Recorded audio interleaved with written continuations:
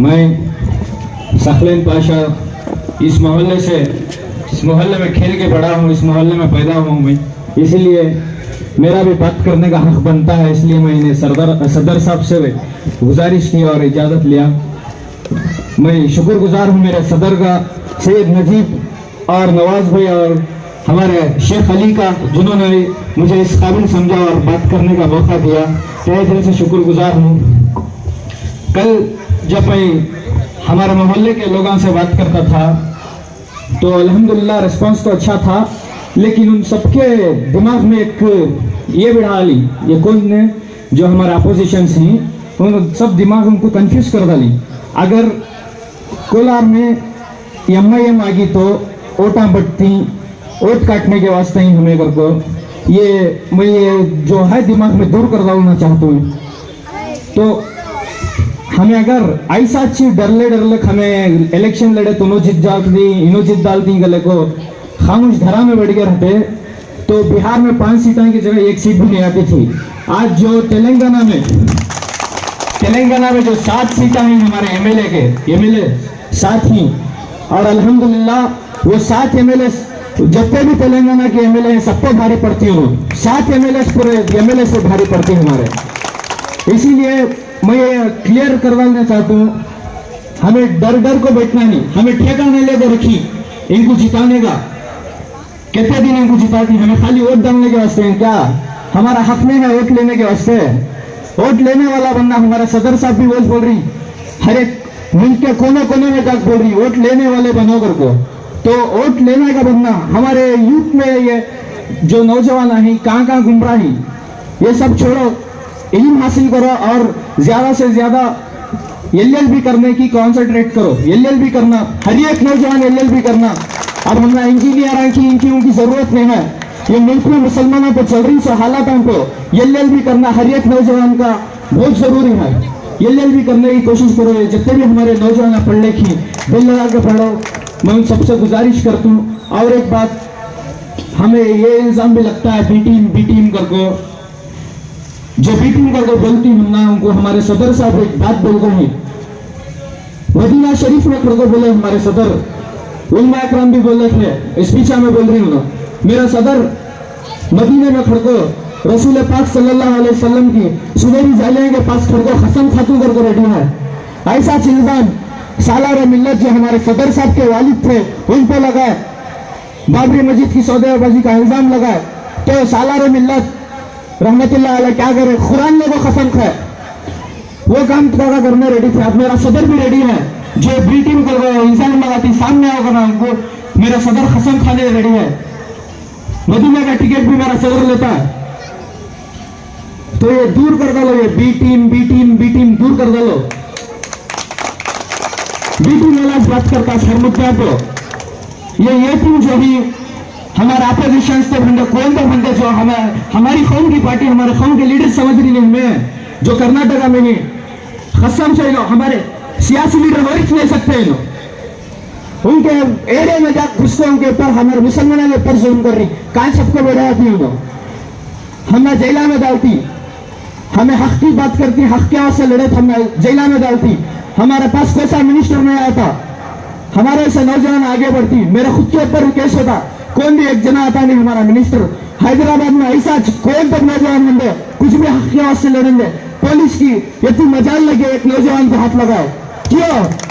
हमारी सियासत है उधर हैदराबाद में, हमें खाली कब तक इनकी गुलामी करती, इनकी गुलामी कर कर को 80 साल हो गए, तब से गुलामी कर लगा रही, क्या कर रही है हमारे सामने, हमारे आवाज से क्या कर रही, सामने अच्छे आती, पीछे में चाकों में अच्छी बात ही नहीं होना, सामने के अच्छे रहते सो मुसलमानों के मुद्दे पर बात करने, इनको जो हाई जो ऊपर बड़ी दिल्ली में उन्हें परमिशन नहीं देते।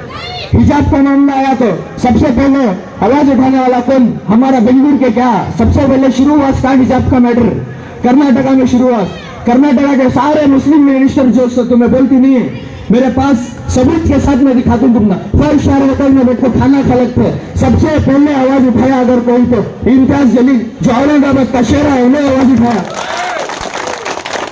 वैसे शेर कुछ हमारी कौम ये गुलामी के चक्कर में घर में बिठा ली, गद्दारी कर डाले, दो हजार वोटा लिए और वो इसे शेर को हरा डाले।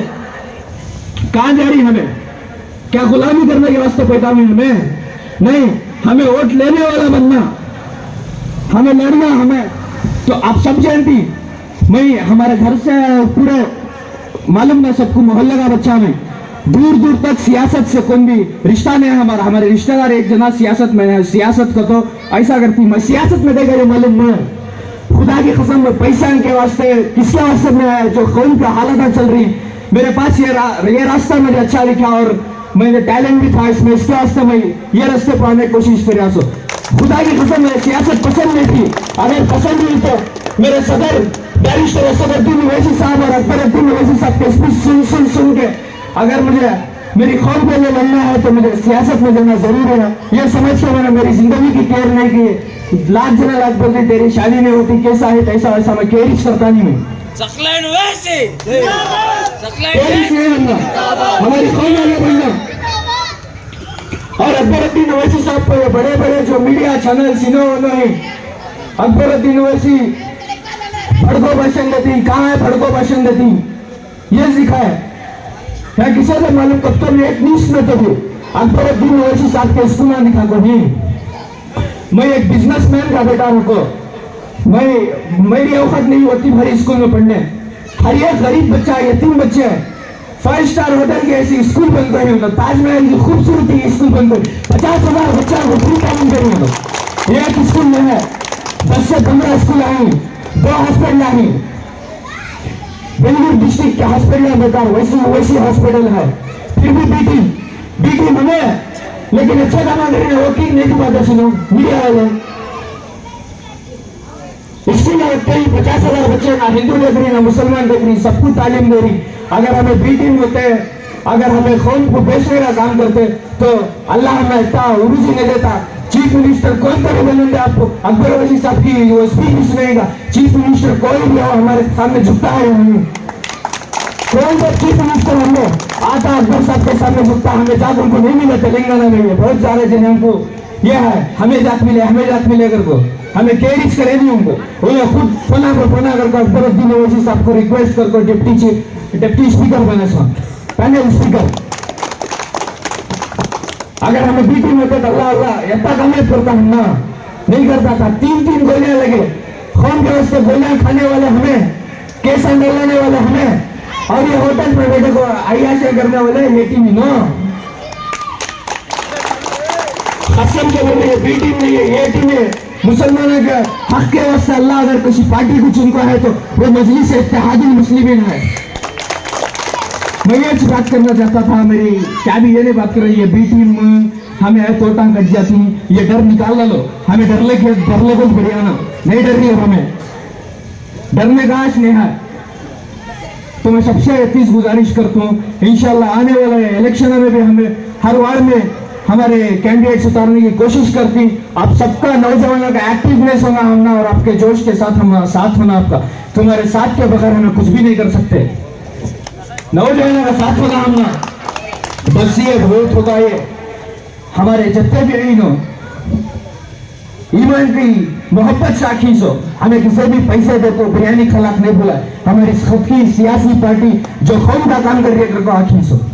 मैं ताज बोलना चाहता हूँ सबका सुनने वाले मेरे नौजवान जो हमारे सदर साहब के दोस्तान भी बैठी, जो पीछे से हमारे सदर साहब को सपोर्ट करती, मेरे दोस्तान ही जो हम ना सपोर्ट करती लेकिन सामने फेस नहीं होते, इन सबका तहे दिल से शुक्रगुजार हूँ। और सुनने वाले तमाम मेरे नौजवान जो हमारी कौम की मोहब्बत लेकर पार्टी की मोहब्बत में सुनने के लिए आए हैं, इन तमाम को मैं शुक्रगुजार हूँ। और मेरे सदर का भी मैं शुक्रगुजार हूँ, मुझे बात करने का मौका दिया।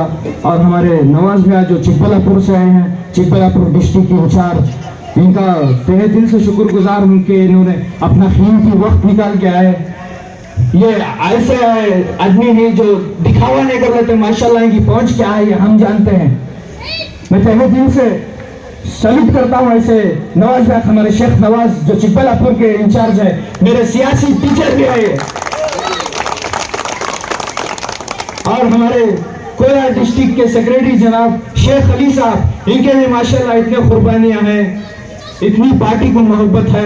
सदर साहब जहां भी आते हैं चले जाते हैं, दीवाने इतने दीवाने हैं। और हमारे सदर साहब कोलार डिस्ट्रिक्ट के सदर सैयद नजीब पाशा ऐसा सदर बन को नहीं बैठ के सीट को आज भी हमारे सदर अगर कर्नाटका में कांतो भागे तो तुम्हें देखती इंशाल्लाह हमारा सदर साहब भी हमें भी वॉलेंटियर बन को खड़े थी वत्ते दीवाने हमें बड़े नहीं साहब, हमें बड़े बड़े आदमी के पास गए, बड़े बड़े आदमी के पास गए हमें साहब ऐसा पार्टी ले लगेंगे, कौन भी आगे बढ़ गया नहीं, सब डरते थे ये पार्टी को। लेकिन मेरा सदर इस सामने आया और सैयद नजीब पाशा सामने आए, लोग हिम्मत करे, हमें सब हिम्मत दिए। सदर साहब अब सामने चलो, हमें सब मिलकर करेंगे, बड़े आदमी आगे छोड़ो, बड़े आदमी छोड़ा, हमें बड़े अब हमारे बड़े तो लायक नहीं गलत हमें हमारे सदर साहब को ये तहे दिल से मैं सैल्यूट करता हूँ मेरे सदर को।